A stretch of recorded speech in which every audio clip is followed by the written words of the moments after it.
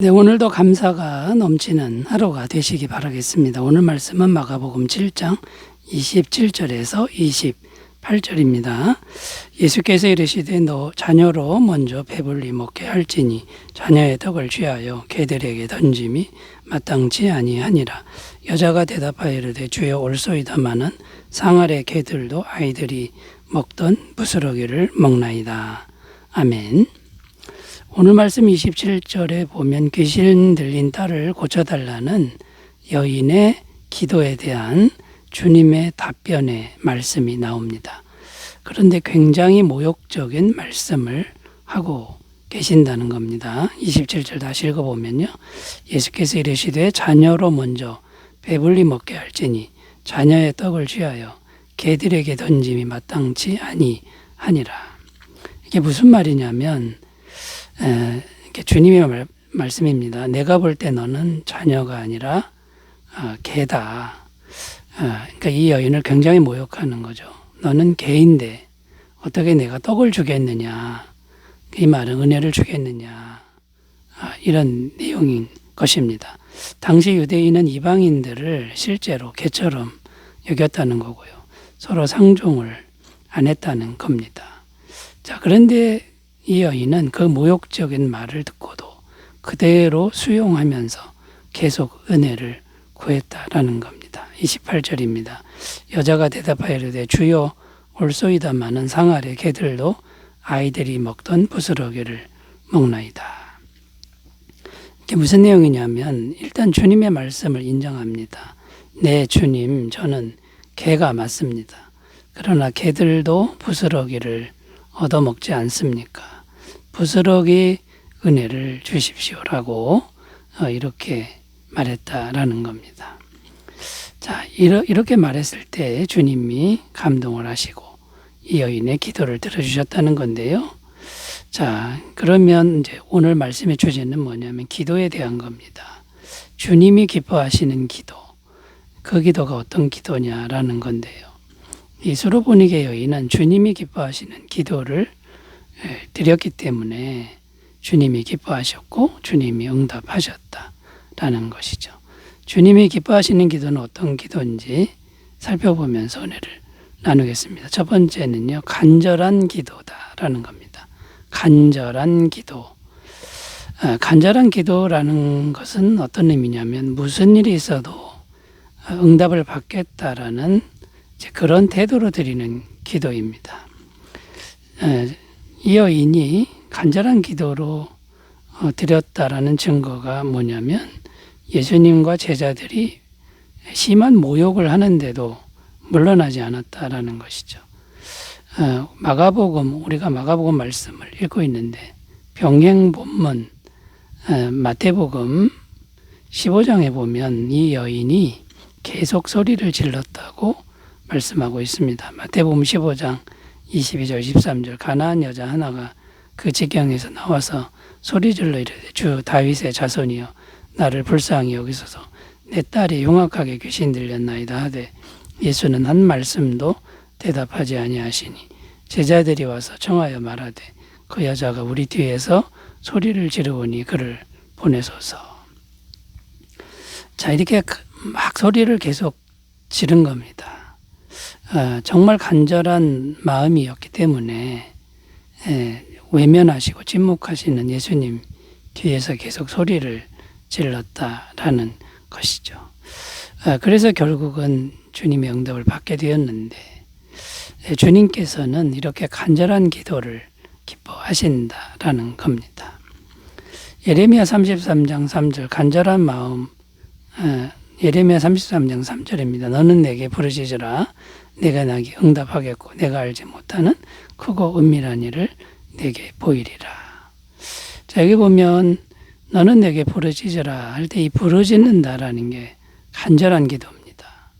막 애통하면서 정말 절규하면서 외치는 기도가 부르짖는 기도인 거죠. 이렇게 간절하게 기도하면 내가 내게 응답하겠다. 반드시 응답하겠다. 이렇게 약속하는 것이 주님의 말씀이다라는 겁니다. 누가복음 18장 7절입니다. 하물며 하나님께서 그 밤낮 부르짖는 택하신 자들의 원한을 풀어주지 아니하시겠느냐. 그들에게 오래 참으시겠느냐. 여기 보면 밤낮 부르짖는 성도들의 기도를, 그 원한을 하나님께서는 풀어주신다라고 말씀하고 있는 겁니다. 그러니까 간절한 기도에 주님은 반응하시고 기뻐하시고 또 응답하신다, 오래 참지 않는다, 이렇게 약속하는 것을 꼭 믿으셨으면 좋겠습니다. 예레미야 29장 12절 13절입니다. 너희가 내게 부르짖으며 내게 와서 기도하면 내가 너희들의 기도를 들을 것이요 너희가 온 마음으로 나를 구하면 나를 찾을 것이요 나를 만나리라. 여기서도 보면 주님이 기다리고 있는 기도는 부르짖는 기도고요, 온 마음으로 하나님을 찾는 그런 기도라고 이렇게 말씀하고 있습니다. 간절하고 온 마음으로 찾기만 하면 내가 만나주겠다, 너희들의 기도를 들어주겠다. 그러니까 그만큼 간절하고 진실된 기도를 원하시는 주님의 마음을 알 수가 있다라는 겁니다. 자, 간절한 기도가 아니면 주님은 어떻게 생각하실까요? 그만큼 기뻐하지 않으시는 거죠. 왜냐하면 간절하지 않다는 건 그만큼 주님에 대한 마음이 또 믿음이 약하다는 증거가 되기 때문입니다. 야고보서 1장 6절 8절 오직 믿음으로 구하고 조금도 의심하지 말라. 의심하는 자는 마치 바람에 밀려 요동하는 바닷물결 같으니 이런 사람은 무엇이든지 주께 얻기를 생각하지 말라. 두 마음을 품어 모든 일에 정함이 없는 자로다. 그러니까 두 마음 갖고 기도하는 것은 응답이 안 된다, 이런 내용이고요. 간절한 기도는 완전히 마음을 다 드리는 겁니다. 주님 아니면 해답이 없습니다라고 이런 태도로 늘 기도하는 삶이 되시기 바라겠습니다. 자, 두 번째로 가보겠습니다. 주님이 기뻐하시는 기도 두 번째는요, 겸손한 기도라고 할 수 있다는 겁니다. 겸손한 기도는 자기를 한없이 낮춘 기도라는 의미가 있습니다. 주님께서 너는 개다라고 하셨을 때 이 여인의 마음이 얼마나 아팠겠습니까? 그래도 여인은 주님의 말씀이 옳습니다라고 대답합니다. 제가 개라도 상관없습니다. 예, 전 개입니다. 그래도 부스러기 은혜를 달라고 기도합니다. 결과는 완전한 응답을 받고 딸이 고침을 받았다라는 겁니다. 자, 주님이 기뻐하시는 기도, 완전히 자기를 낮추는 겸손한 기도라는 것입니다. 누가복음 18장 11절 14절입니다. 바리새인은 서서 따로 기도하여 이르되 하나님이여 나는 다른 사람들 곧 도색 불이 간임을 하는 자들과 같이 아니하고 이 세리와도 같이 아니함을 감사하나이다. 나는 일에 2번씩 금식하고도 소득의 11조를 드리나이다 하고 세리는 멀리 서서 감히 눈을 들어 하늘을 쳐다보지도 못하고 다만 가슴을 치며 이르되 하나님이여 불쌍히 여기소서 나는 죄인이로소이다 하였느니라. 내가 너희에게 이르노니 이에 저 바리새인이 아니고 이 사람이 어렵다 하심을 받고 그의 집으로 내려갔느니라. 무릇 자기를 높이는 자는 낮아지고 자기를 낮추는 자는 높아지리라 하시니라. 이 복음서에 나오는 바리새인과 세리의 기도라는 그런 내용인데요. 바리새인은 자기의 행위를 보면서 자기가 어려운 것을 기도합니다. 그런데 세리는 가슴을 치면서 감히 하늘도 못 쳐다보고 나는 죄인입니다 하고 울면서 기도했다라는 겁니다. 둘 중에 누가 더 어렵다함을 받았냐면 바리새인이 아니라 세리였다라는 것이죠. 이렇듯 자기를 겸손히 낮추는 그런 기도를 주님은 기뻐하신다라는 겁니다. 그러니까 이제 이 바리새인과 세리의 기도를 보면 자기 행위를 생각하면 안 된다는 거고요. 오히려 행위가 아무리 대단해도 태어날 때부터 자기가 죄인 된 것, 죄로 물든 존재인 것을 통회하면서 기도하는 이 기도를 기뻐하신다라는 겁니다. 시편 51편 17절 하나님께서 구하시는 제사는 상한 심령이라 하나님이여 상하고 통회하는 마음을 주께서 멸시하지 아니하시리이다. 왜 상하고 통회하는 마음입니까?